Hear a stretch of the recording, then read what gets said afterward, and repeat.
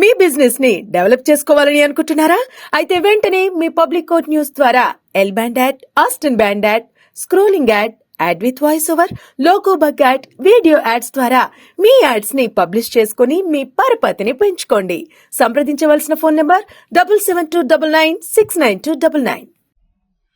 శ్రీ తిరుపతి దేవస్థానం ఎంత పవిత్రమైన ఆ టెంపుల్ అంటే మన భారతదేశం కాకుండా యావత్ ప్రపంచంలో ఉన్న హిందువులు తిరుపతి దేవస్థానంకి వస్తారు, దర్శనం చేసుకుంటారు.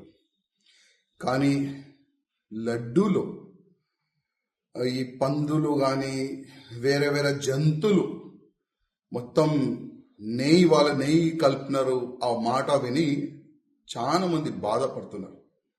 అసలు ఎంత పాపిష్టుడు కూడా ఈ ప్రపంచంలో ఉంటారా అని ఒక చర్చ నడుస్తుంది.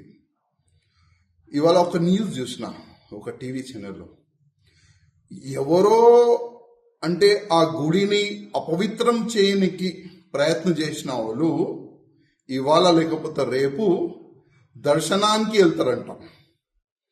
అంటే ఎంత మీరు ఘోర పాపం చేసిన తర్వాత కొద్దిగైనా మీకు సిగ్గులేదా? మళ్ళా మా తిరుపతి దేవస్థానం మా దేవుడికి దర్శనం చేయడానికి మీరు వెళ్తారా?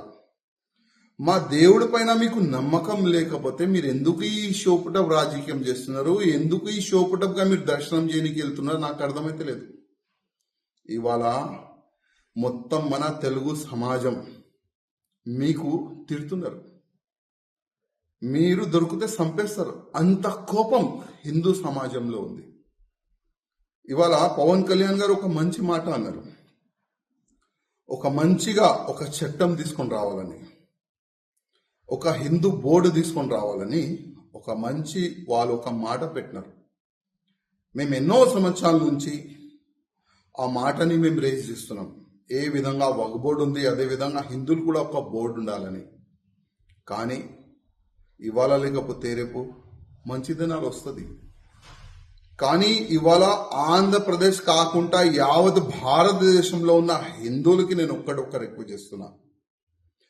ఎవరు కూడా మన గుళ్ళు గోపురాలు వాళ్ళకి అపవిత్రం చేయడానికి ప్రయత్నం చేస్తే వాళ్ళకి మనమందరం ఒకటై నచ్చ చెప్పాలి. మన గుళ్ళు గోపురాలకి ఉన్న ల్యాండ్కి ఎవరైనా కబ్జా చేయడానికి ప్రయత్నం చేస్తే మనమందరం కలిసిమెలిసి దానికి కాపాడే ప్రయత్నం చేయాలి. ఇవాళ ఆంధ్రప్రదేశ్లో చాలా వరకు గుళ్ళు ఉన్నాయి. ఆ గుళ్ళో వేరే మతమోలు జాబ్లు చేస్తున్నారు.